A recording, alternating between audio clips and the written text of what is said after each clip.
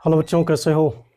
Good morning. एक बार फिर से मैं स्वागत करता हूं आनंद सिंह अपने YouTube channel PS Anand Singh Tomar में। और जैसा कि मैंने कहा था कि अगला जो वीडियो है मैं टर्मिनल वेलोसिटी के न्यूमेरिकल के लिए बनाऊंगा। तो आज हम चलते हैं, कुछ टर्मिनल वेलोसिटी के न्यूमेरिकल करते हैं इस वीडियो से, और कुछ टाइप के जो बचेंगे वो अगले वीडियो में करवा देंगे, कोई प्रॉब्लम नहीं होगी। तो टर्मिनल वेलोसिटी का मैंने फार्मूला पढ़ा था, बहुत अच्छे से इसकी थ्योरी भी पढ़ी थी। वी टी इक्वल टू होता है formula 2/9 R square G in bracket rho minus sigma upon eta, ये इसका फार्मूला होता है।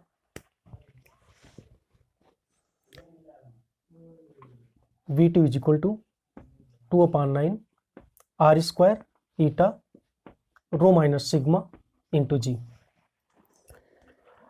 अब इससे बहुत सारी तरह के न्यूमेरिकल बन सकते हैं बच्चों, मतलब इतने न्यूमेरिकल बन सकते हैं कि जिनको हम लगाते लगाते थक जाएंगे, लेकिन कुछ इंपॉर्टेंट न्यूमेरिकल जो होंगे वो हम आपको बताते रहेंगे।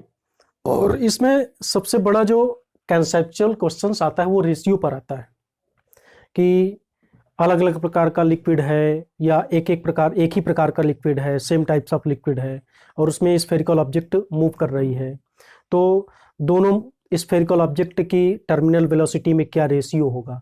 तो मैं सबसे पहले थोड़ा सा थ्योरेटिकल हम इसको समझाना चाहेंगे और उसके बाद डायरेक्ट न्यूमेरिकल की तरफ चलते हैं। तो जैसे यहाँ पर हम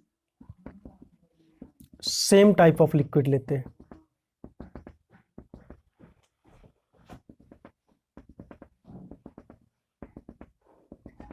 सेम टाइप ऑफ लिक्विड है, और जब सेम टाइप ऑफ लिक्विड है तो इसका मतलब ये है कि कोफिशिएंट ऑफ विस्कोसिटी सेम होगा, क्योंकि सेम टाइप ऑफ लिक्विड है। ओके, अब जब सेम टाइप्स ऑफ लिक्विड है तो सिग्मा भी सेम होगा, मतलब जो डेंसिटी होगी, डेंसिटी ऑफ वाटर और लिक्विड, क्योंकि सेम टाइप्स है लिक्विड तो हम वाटर लेट कर सकते हैं, तो इसका जो लिक्विड का डेंसिटी वो सिग्मा होगा। और ये लेट कर लेते हैं कि सेम मेटल का स्फेरिकल ऑब्जेक्ट, दोनों में अलग अलग रेडियस की स्फेरिकल ऑब्जेक्ट है, लेकिन सेम मेटल की हैं, मूव कर रही हैं, इसमें भी और इसमें भी। इसकी बच्चों रेडियस जो है R1 हो गई और इसकी रेडियस R2 हो गई। अब जो है हमें इनके टर्मिनल वेलोसिटी के बीच रेशियो फाइंड करना है। तो कैसे करेंगे, हम फार्मूला रख देते हैं। V T one is equal to यहां पे हो जाएगा 2/9 आर। अब आर की जगह पे देखिए यहां पे रेडियस आर है तो R1 हो जाएगी इसका। कोफिशिएंट ऑफ विस्कोसिटी सेम है। अब देखिए रो माइनस सिग्मा, तो जब सेम टाइप के मेटल है, एक ही मेटल का जो सब्सटेंस है सेम टाइप मेटल है, मतलब मेटल एक है, जो स्फेरिकल ऑब्जेक्ट है, तो उनका जो डेंसिटी होगा वो भी सेम होगा और यहां पे सिग्मा भी सेम होगा।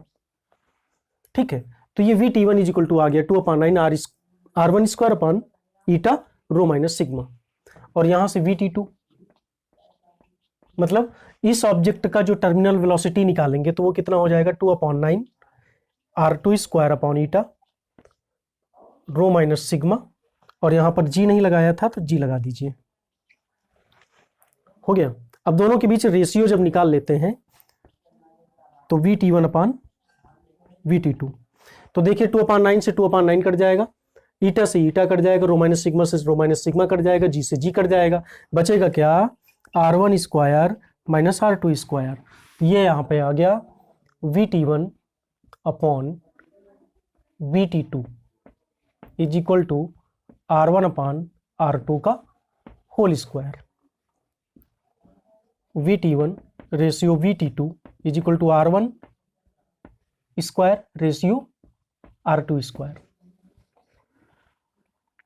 हम इस तरह से निकाल सकते हैं, न्यूमेरिकल वैल्यू कुछ भी रख सकते हैं। मतलब यहां पे ये हुआ कि अगर सेम टाइप्स ऑफ लिक्विड में सेम मेटल की लेकिन अलग अलग रेडियस की दो स्फेरिकल ऑब्जेक्ट मूव कराई जाती हैं तो उनके टर्मिनल वेलोसिटी का रेशियो जो होता है वो उनके रेडियस के स्क्वायर के ratio, square of the radius के रेशियो के बराबर आती है। VT1 ratio VT2 is equal to R1 square ratio R2 square. ठीक है, अब इसमें से हम जैसे फार्मूला बना सकते थे तो फार्मूला बना लिया, लेकिन जैसे न्यूमेरिकल आता कि डेंसिटी इतनी दिए हैं लिक्विड की और स्फेरिकल ऑब्जेक्ट की डेंसिटी इतनी दिए हैं, विस्कस कोफिशिएंट का इतनी वैल्यू दिए हैं, जी की वैल्यू 9.8 मीटर पर सेकेंड स्क्वायर है, तो टर्मिनल वेलोसिटी में क्या रेशियो होगा, जबकि सेम टाइप्स ऑफ लिक्विड है और यहां पर सेम मेटल की दोनों स्फेरिकल ऑब्जेक्ट हैं, तो वहां पर हमें कुछ भी लगाने की जरूरत नहीं है, केवल हम ये फार्मूला लगाएंगे। हमें और चीजों से मतलब नहीं है, हमें ना ईटा से मतलब, ना जी से मतलब, ना रो से मतलब, ना सिग्मा से मतलब, केवल हमें किससे मतलब है, आर से मतलब है। ठीक है, जैसे हम यहां पर बच्चों न्यूमेरिकल हम कर सकते हैं।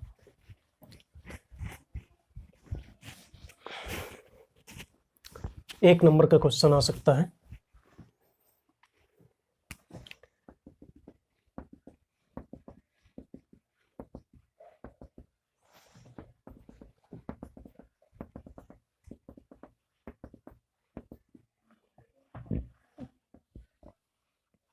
दो स्फेरिकल ऑब्जेक्ट हैं, सेम मेटल के हैं और दोनों सेम टाइप्स ऑफ लिक्विड में जो है मूव कर रहे हैं, और जब मूव कर रहे हैं तो देखिए जो कफिशिएंट ऑफ विस्कोसिटी है लिक्विड का वो हो गया 10 की पावर -3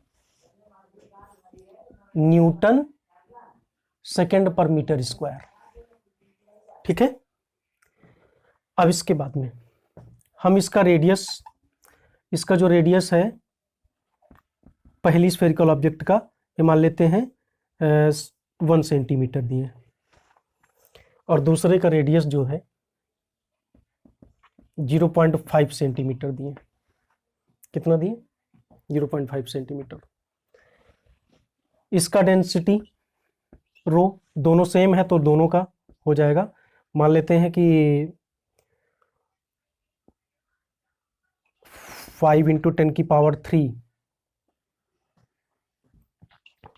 किलोग्राम पर मीटर क्यूब दिया है, और लिक्विड है वाटर, तो वाटर की डेंसिटी होती है 1 × 10⁻³ किलोग्राम पर मीटर क्यूब, ये दिए। तो टर्मिनल वेलोसिटी में अब रेशियो निकालना है, तो हमें बाकी चीज़ों से कोई मतलब नहीं, केवल किससे मतलब है, रेडियस से। तो हम डायरेक्ट फार्मूला लगाएंगे V1 ratio V2 is equal to R1 square ratio R2 square, और सॉल्व कर लेंगे। 1 सेंटीमीटर दिए हैं तो इसको 1 × 10⁻² मीटर कर सकते हैं, स्क्वायर लगा सकते हैं, कोई प्रॉब्लम नहीं है। रेशियो ये दिया है, हम इसको ऐसे लिख सकते हैं 0.5 × 10⁻³ हम इसका स्क्वायर लगा सकते हैं मीटर, ना भी लगाते तो भी कट जाता, डायरेक्ट आ जाता, कोई दिक्कत नहीं थी।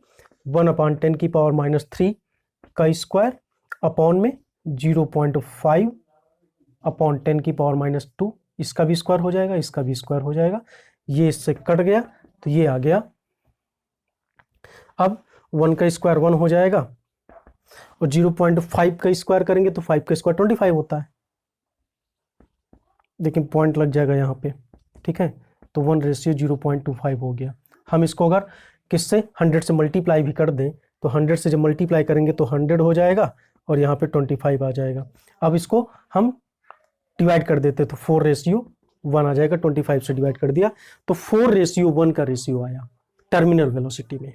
ठीक है, तो इस तरह से हम न्यूमेरिकल और भी कर सकते हैं, लेकिन यहाँ पे शर्त क्या है, जब ये फार्मूला कब लगेगा V1/V2 is equal to R1 square upon R2 square कब लगेगा, जब सेम टाइप्स ऑफ लिक्विड हो और सेम मेटल का कि दो स्फेरिकल ऑब्जेक्ट मूव कर रही हो उसमें। ठीक है, तो यहाँ पे फार्मूला लगेगा। लेकिन अगर डिफरेंट टाइप ऑफ लिक्विड हो गया तो वहां पर रो माइनस सिग्मा की वैल्यू अलग आती है, फिर वहां पे हमें वैल्यूज पुटअप करनी पड़ती हैं, उससे भी एक न्यूमेरिकल कराते हैं, देख लीजिए।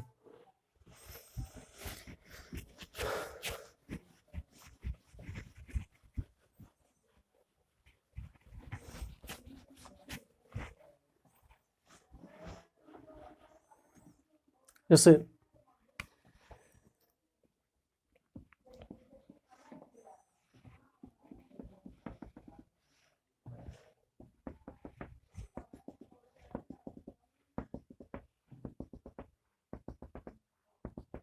ये पहले टाइप का लिक्विड हो गया,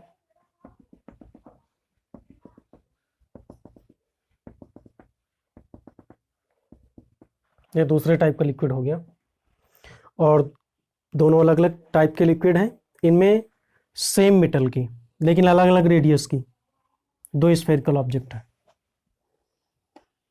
मूव कर रही हैं। तो इनका जो है रेडियस लेट कर लेते हैं, इसका डायमीटर। तो डायमीटर इसका दिया है बच्चों, पहले का 1 सेंटीमीटर,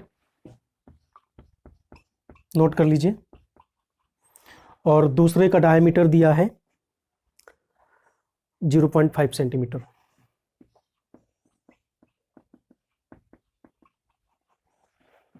ठीक है, और जो डेंसिटी दिए हैं, डेंसिटी है किसकी, स्फेरिकल ऑब्जेक्ट की। अब दोनों same types of spherical object हैं, सेम मेटल के हैं, तो दोनों की जो डेंसिटी होगी वो एक ही होगी, रो। और रो इज इक्वल टू यहां पर दिए हैं 8 किलोग्राम पर मीटर क्यूब। ठीक है, लेकिन यहां पे लिक्विड अलग है। तो जो पहले टाइप का लिक्विड है इसकी डेंसिटी है, नोट कर लीजिए, इसकी डेंसिटी है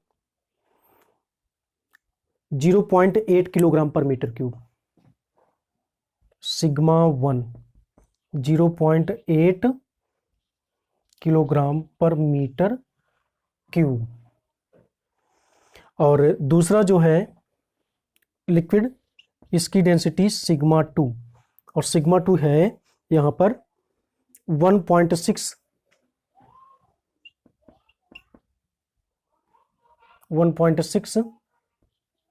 किलोग्राम पर मीटर क्यूब। अब जो है हमें इन दोनों स्फेरिकल ऑब्जेक्ट की टर्मिनल वेलोसिटी के बीच रेशियो निकालना है। ठीक है, क्या निकालना है, रेशियो निकालना है। तो हम सबसे पहले फार्मूला लगाएंगे, वही V T is equal to 2/9 R square upon eta rho minus sigma into g, terminal velocity का फार्मूला है। और पहले इसके लिए निकालेंगे, फिर इसके लिए निकालेंगे, और बाद में दोनों को डिवाइड कर देंगे, आराम से आ जाएगा। तो वी टी वन निकाल लो पहले। अब देखें यहाँ पे D1 दिया है, तो इसकी रेडियस क्या हो जाएगी, R इज इक्वल टू हो जाएगा 0.5 सेंटी। पहले लिक्विड का कोफिशिएंट ऑफ विस्कोसिटी है 3 न्यूटन सेकेंड पर मीटर स्क्वायर, और दूसरे का जो है कोफिशिएंट ऑफ विस्कोसिटी ईटा 2 है 2 न्यूटन सेकेंड पर मीटर स्क्वायर। ओके, तो अब हम यहां से VT1 निकालेंगे। तो VT1 इज इक्वल टू हो जाएगा 2/9 R1 स्क्वायर अपॉन ईटा 1 रो। तो रो तो सेम है, सेम मेटल की ऑब्जेक्ट है, तो रो हो जाएगा, लेकिन यहां पे लगेगा सिग्मा 1 इंटू जी। और यहां से V2 क्या हो जाएगा 2/9 R2 स्क्वायर अपॉन ईटा 2 रो माइनस सिग्मा 2 इंटू जी। अब जब इनके बीच का जब रेशियो निकालेंगे, तो रेशियो जो होगा उसमें VT1 अपॉन VT2, अब 2/9 से 2/9 कट जाएगा। ठीक है, जी से जी कट जाएगा, तो बचा क्या है R1 square rho minus sigma 1, और नीचे ईटा 1। ये पलट के ईटा 2 ऊपर चला जाएगा, और नीचे आ जाएगा R2 square rho minus sigma 2। ठीक है, अब हम सबकी न्यूमेरिकल वैल्यू पुटअप कर देंगे। तो न्यूमेरिकल वैल्यू पुटअप कर दीजिए, कोई प्रॉब्लम नहीं। वैल्यू पुटअप कर लेते हैं। R1 की वैल्यू क्या है, R1 की वैल्यू यहां से है 0.5, तो 0.5 का स्क्वायर कर देंगे तो ये हो जाएगा यहाँ पे 0.5 इंटू 0.5 हो गया, कोई प्रॉब्लम नहीं। रो माइनस सिग्मा 1, रो की वैल्यू है 8 माइनस सिग्मा 1 की वैल्यू है यहाँ से 0.8, तो 0.8 कर दिया, कोई प्रॉब्लम नहीं। ईटा 2 की वैल्यू कर देंगे तो ईटा 2 की वैल्यू 2 दिए थे, नीचे आ जाओ। ईटा 1 की वैल्यू 3 है तो 3 कर दिया। R2 की वैल्यू यहाँ से निकाल ले, D2 0.5 है तो R2 क्या हो जाएगी 0.5/2 हो जाएगी, तो लिख देंगे 0.5 इंटू 0.5 और अपान टू यहाँ पे आ जाएगा 2 इंटू 2, पलट के ऊपर आ जाएगा, कोई प्रॉब्लम नहीं है। अब बचा रो माइनस सिग्मा 2, तो रो की वैल्यू है 8 और माइनस सिग्मा 2 की वैल्यू क्या है, यहाँ पे दिए हैं इस लिक्विड की डेंसिटी 1.6, तो 1.6 कर दिया, कोई प्रॉब्लम नहीं। देखिए ये इससे कट जाएगा, ये इससे कट गया, 0.5 से 0.5 कट गया। अब 8 माइनस 2 इंटू 2 इंटू 2, फिर 3 इंटू 8 में 1.6 चला जाएगा तो बचेगा 6.4 बचेगा, ठीक है। अब 2 इंटू 2 इंटू 2 अपॉन 3 इंटू 6.4 हो गया। हम इसको सॉल्व कर लेंगे तो ये आ जाएगा 72 into 2 into 2 into 2 upon 3 into 64। अब इसको सॉल्व किया तो सीधे सीधे इसको 4 से डिवाइड कर दिया तो 16 आया, इसको 4 से डिवाइड किया 18 आया, 3 6 जा 18 हो जाएगा और 2 2 जा 4 2 जा 8 अपॉन 16 कर देंगे तो 8 2 जा 16, 2 आ गया। अब 2 से इसको काट दिया तो 6/2, अब 6/2 है तो हम इसको 2 3 जा 6 कर सकते हैं तो 3:1 हो जाएगा। तो आ गया कि जब हम अलग अलग टाइप के लिक्विड में दो स्फेरिकल ऑब्जेक्टों को मूव कराते हैं जो कि सेम मेटल के बने हों तो उनके बीच में कैसे हम टर्मिनल वेलोसिटी में रेशियो निकाल सकते हैं, ठीक है। तो हमें उम्मीद है कि बहुत अच्छा लगा होगा, बहुत अच्छा वीडियो समझ में आया होगा आपको, और मिलेंगे इसी फार्मूले से किन्हीं नए तरीकों के न्यूमेरिकल के साथ में। तब तक के लिए धन्यवाद।